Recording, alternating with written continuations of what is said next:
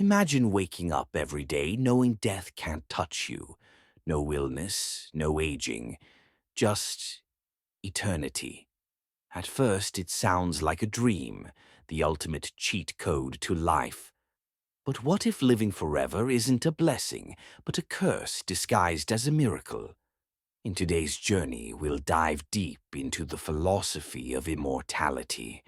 We'll explore thought experiments, ancient myths, modern science, and the haunting question, if you could live forever, should you?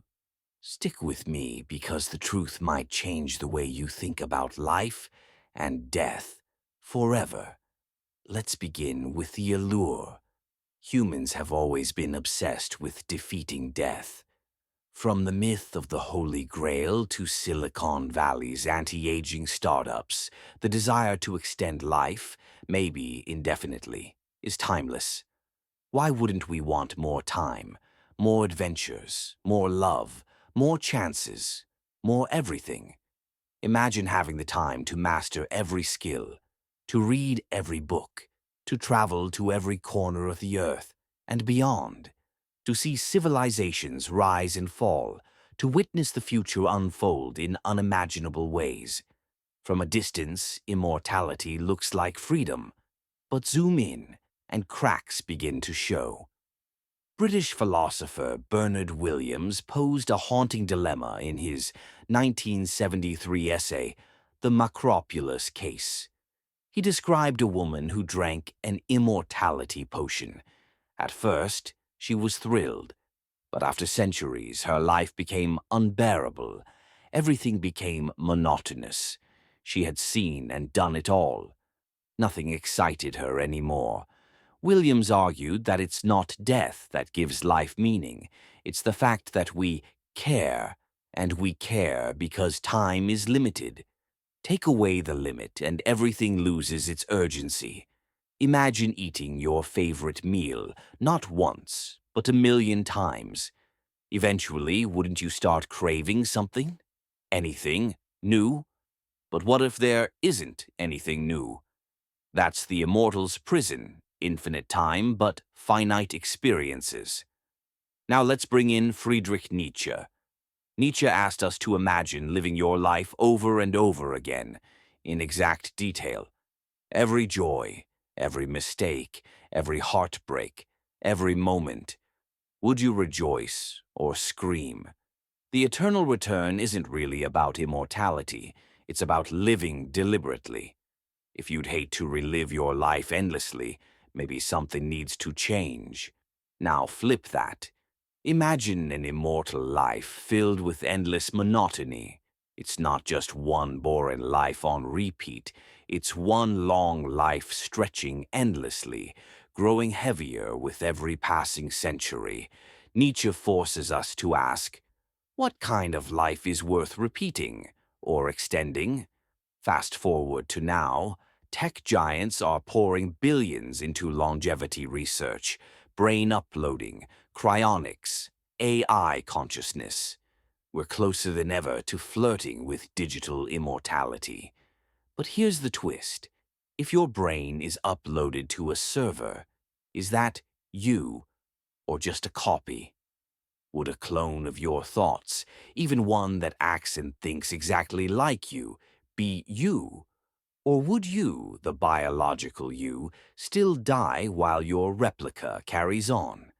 Philosopher Derek Parfit argued that identity is not about the body, or even the soul, but continuity of consciousness. But if that continuity breaks, even for a second, does the self end? So maybe immortality isn't a doorway to infinite life, but a mirror showing us we were never truly one person to begin with. Let's return to the core question. If you could live forever, should you? There's a strange comfort in knowing life ends. Deadlines, after all, give us urgency. They push us to act, to choose, to care. Philosopher Martin Heidegger suggested that being toward death is central to authentic living. When we face our mortality, we begin to live more fully. more intentionally. In a sense, death is what awakens us. Without it, would we still chase dreams? Would we still fall in love? Would we bother to write poetry, paint sunsets, or whisper secrets into the dark? Or would we just scroll forever, trapped in an endless now? Throughout history, cultures have warned us about chasing eternal life. In the Epic of Gilgamesh, one of the oldest known stories, the hero seeks immortality after his friend dies. He fails. The message, life is precious because it ends. The Greek gods punished mortals who tried to become divine. In Buddhism, clinging to the illusion of permanence is the root of suffering.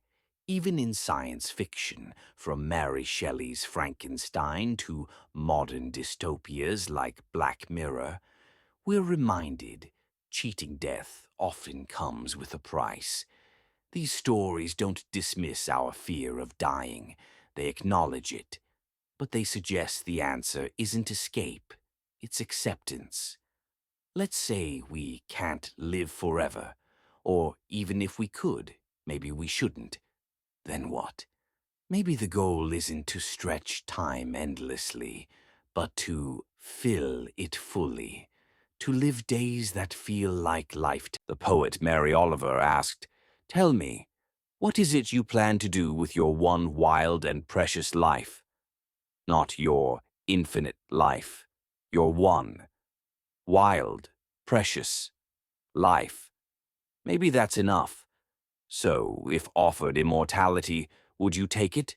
Or would you, like Gilgamesh, like the woman in Bernard Williams' essay, like every ancient sage who ever lived, say no? Not because you fear forever, but because you honor the now. Thanks for joining this journey. If this made you think, hit like, subscribe, and share your thoughts in the comments. Until next time, live well. Not forever, but fully.